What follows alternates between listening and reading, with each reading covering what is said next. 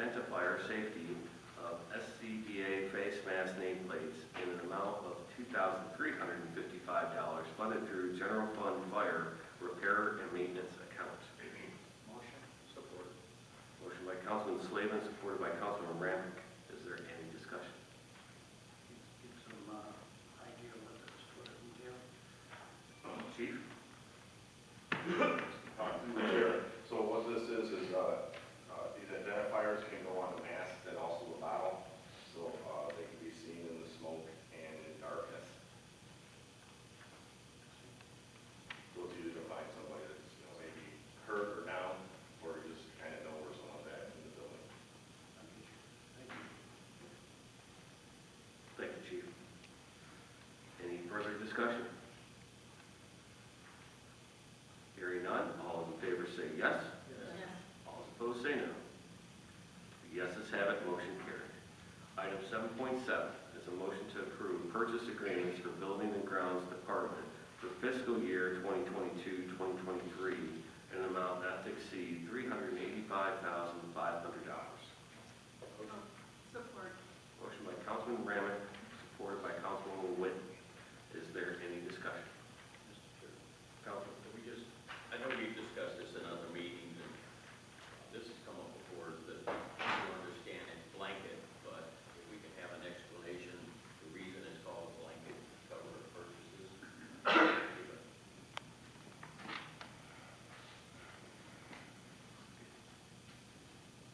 Good evening, everybody. Through the chair, to Councilman Remick's question, and for the newer council people as well too. Purchase agreements or blanket purchase agreements are kind of used similarly, so you may see one called purchase agreements, one called blanket purchase agreements. But what those are for approvals for small reoccurring items for the vendors that are listed. A prime example would be Home Depot, right? The department may be asking for a $10,000 approval for Home Depot. Now, you're going to see an invoice from Home Depot include maybe 1,000 items that are $2, $3, $4. But with the charter regulation of the approval of $2,000 or more, which has been discussed as cumulative, meaning once you spend $2,000 with a vendor, then you have to obtain approval. So what the blanket purchase agreements do is it facilitates the purchases and cuts a lot of red tape to make the department more efficient. So each item that you see on these approvals are all vendors that, when you look at their history, are going to see small amounts, but over the course of the year may equal more than $2,000.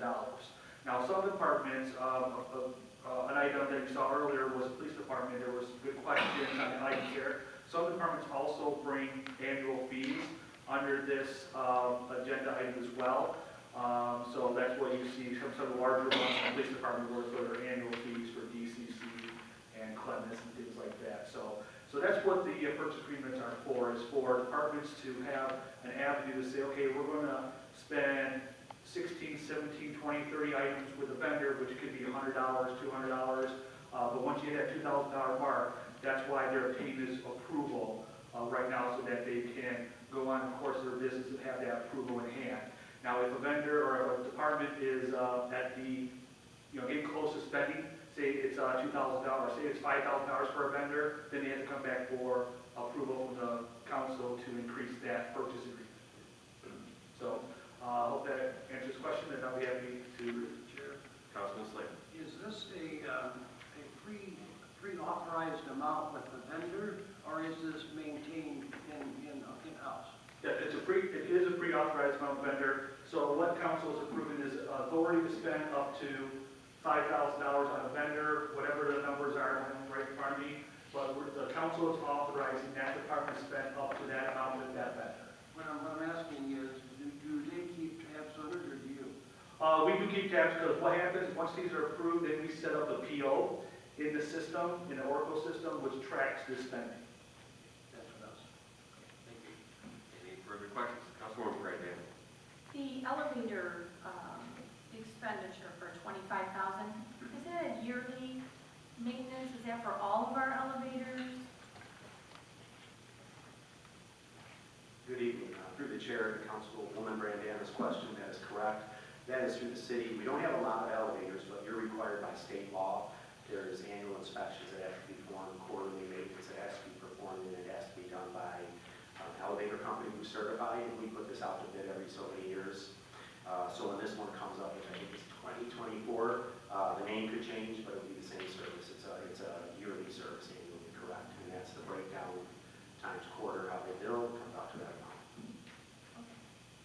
How, do we have quite a few elevators? I remember, didn't we get new elevators or something at one point when I was here before?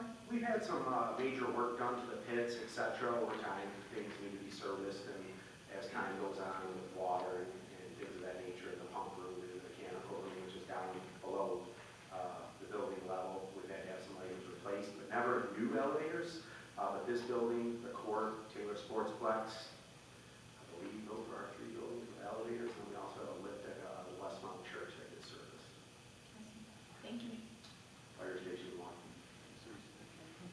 Police station, we got this whole time. Yeah.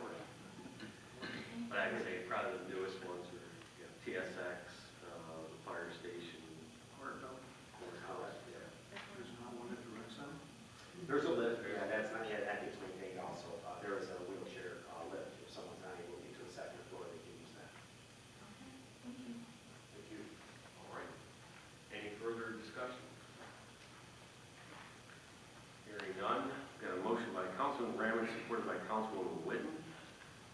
All in favor say yes. Yes. All opposed say no. The yeses have it, motion carried. Item 7.8 is a motion to receive and file final summer 2022 tax levy, including all agencies. Motion. Support. Motion by Councilman Ramey, supported by Councilwoman Witten. Is there any discussion? Mr. Chair? Councilwoman? So, could you, or could someone just, how we talked about it in the study session about how this tax is going to go up even though the Wayne County tax went down, but because of the school millage? I can give a shot, and Jason can step in. But if we look at the city's total millage rate, it will go down by 0.1326. The county will go down by 0.0248. The intermediate school district, RISA, will go down by 0.0245. And the school millage will go up by 1.156. The net effect of those pluses and minuses is a total millage rate that will increase by 0.9741. And that is due mostly to the taxpayer-approved bonding for the Taylor School District. So even though the debt millage went up by 1.39, with those other reductions, the total increase is less than 1 mil. So the people, when they voted last year, were approving a higher than 1 mil increase, and with our reductions, it actually came in less than 1 mil. Mr. Chairman, Yes, Councilman? that's, basically unless your appraisal has gone up, in which case do we want?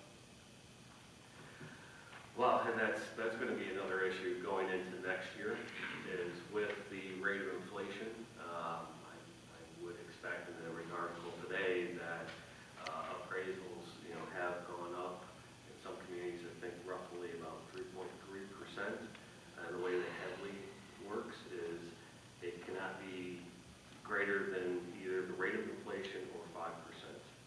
So depending on how things continue to go forward, we will start to see, or we will, more likely, we will see an effect on the appraised values of people's homes.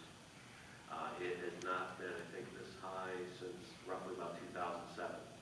Over the intervening time, it's been roughly